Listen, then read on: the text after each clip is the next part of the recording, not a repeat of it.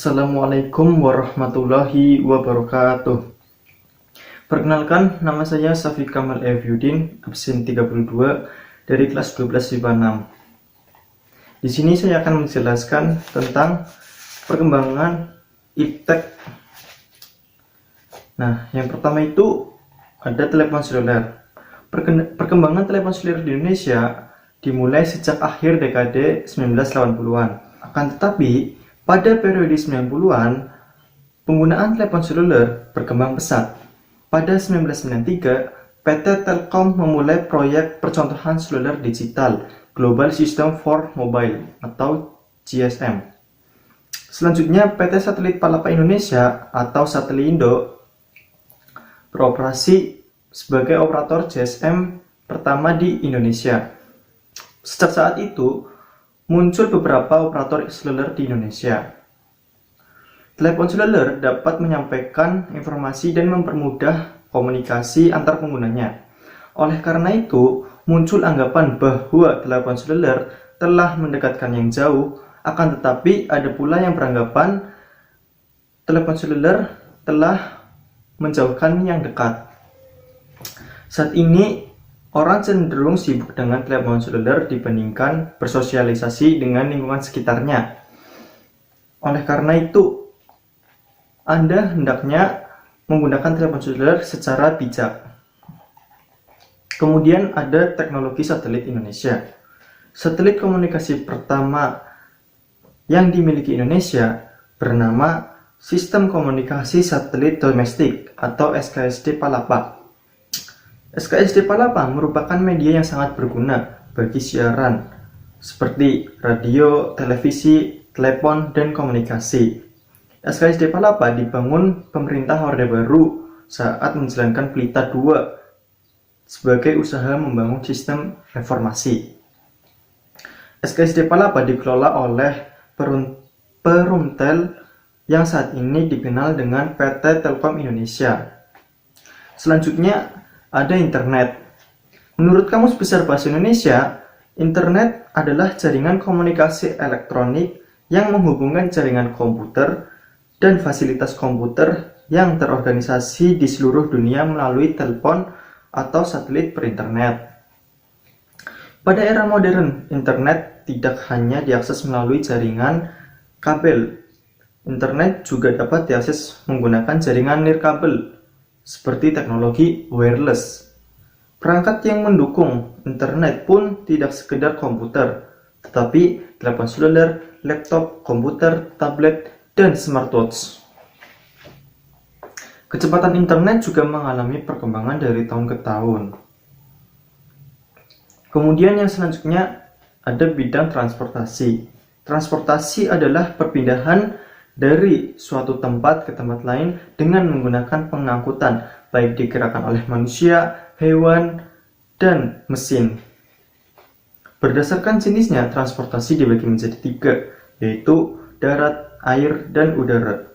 Yang pertama, transportasi darat. Transportasi darat di Indonesia tidak terlepas dari perkembangan teknologi transportasi dunia. Pengaruh teknologi dalam bidang transportasi Indonesia dibawa oleh pemerintah kolonial Belanda, yaitu Daendels. Dalam upaya memperlancar transportasi darat, pemerintah kolonial Belanda membangun jalan raya. Gubernur Jenderal Daendels membangun jalan raya pos sepanjang 1000 km dari Anyer sampai Panarukan. Kemudian, selain jalan raya, pemerintah kolonial Belanda saat itu mulai mengembangkan transportasi kereta api. Pada 1860, Menteri Urusan Negara Jajahan Belanda, Baut, mengusulkan pembangunan jalur rel kereta api. Pembangunan ini digunakan untuk keperluan pengangkutan hasil pertanian dan dari perdesaan ke perkotaan atau pelabuhan. Kemudian, yang kedua ada transportasi air. Nah, perkembangan transportasi air berkaitan dengan teknologi yang digunakan. Teknologi transportasi air meliputi kapal dan perahu. pada masa kuno, Indonesia sudah mengenal adanya transportasi air yang maju melalui bukti sejarah yang terdapat pada relief perahu bercadik di Candi Borobudur. Dapat disimpulkan pada abad 9 Masehi nenek moyang bangsa Indonesia telah menggunakan teknologi perahu bercadik. Transportasi air di Indonesia semakin berkembang sejak kedatangan bangsa-bangsa Eropa. Pada abad 13 sampai 15 Masehi, masyarakat Indonesia, khususnya masyarakat Bugis, mampu membuat kapal jenis pinisi. Dengan perahu pinisi, mereka mampu berlayar ke berbagai daerah. Selain perahu pinisi, dikenal kapal jung yang digunakan masyarakat Jawa. Menurut pelaut Portugis, Alfonso de Albuquerque, jenis kapal jung digunakan untuk berdagang dan menjadi model transportasi angkatan perang. Kemudian selanjutnya transportasi udara. Pada 1971, Presiden Soeharto mencanangkan konsep alih teknologi tingkat tinggi. Salah satu rencana konsep tersebut adalah membangun industri pesawat terbang nasional.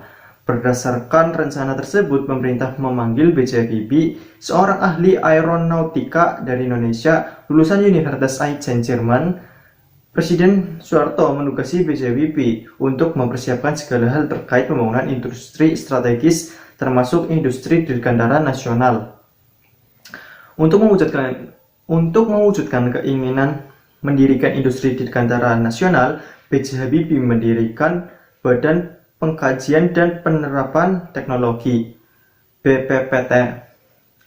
Bersama BPPT, B.J. Habibie merancang dan mengembangkan berbagai industri strategis melalui Badan Perencana Industri Strategis atau BPIS.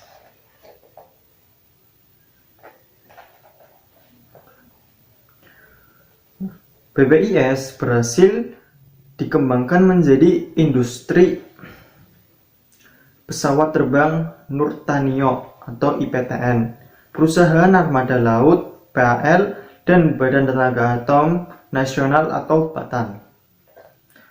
IPTN dibangun di Bandung dan mulai beroperasi pada 1976.